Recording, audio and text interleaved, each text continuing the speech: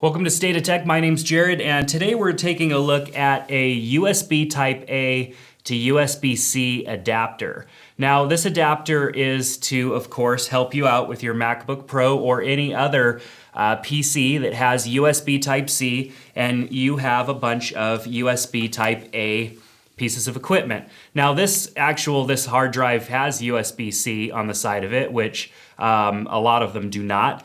Most of them are USB Type B or USB like micro or mini USB, and then a USB Type A on the other end. So these little adapters are going to be super useful for at least the next couple of years until we start replacing all of our devices with USB-C to USB-C, which is just still a little while away.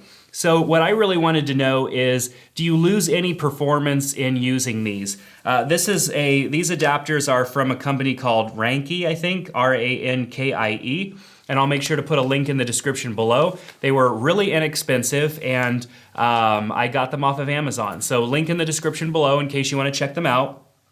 But with all adapters, cables, anything like that, I want to know, is there going to be any decrease in performance? So I have a Samsung T3 drive here. This is a 500 gig drive. It's a solid state drive, so it's a fast drive. So it'll be a good drive to test whether or not we're actually losing any performance by using this little adapter. And I haven't even tried one yet, so it's going to be interesting here just to learn this and figure this out right with you guys here for the first time. So thankfully, my drive does show up on the desktop, so thankful for that.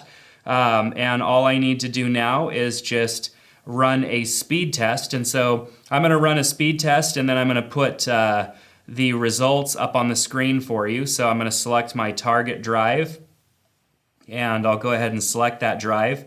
I'm making sure that the drive is good to go, and we'll hit Start Test.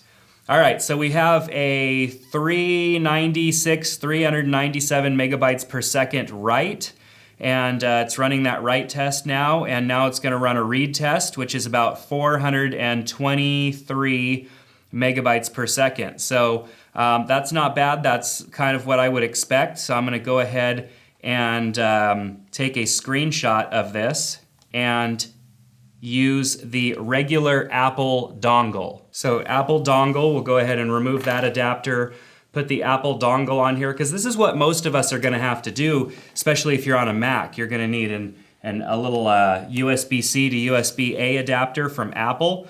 And so I'm going to go ahead and start that speed test again, and let's see what we get. So we're at 397 megabytes per second write, and then it'll jump over to read, which is at 423, 424.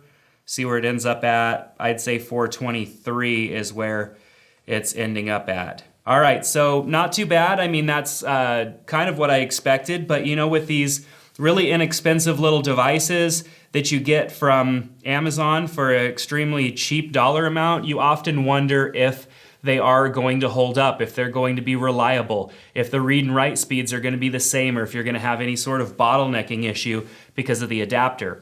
So these are inexpensive. I wanted to give them a try because they're smaller. We have the Apple dongle, but what it really does is adds a lot of flimsiness to the process, and I just don't like to have this connected because, any of you who have had any Apple cable knows that if you keep it kind of cranked over like this for any long period of time, this just goes away and then it ends up breaking and you have problems.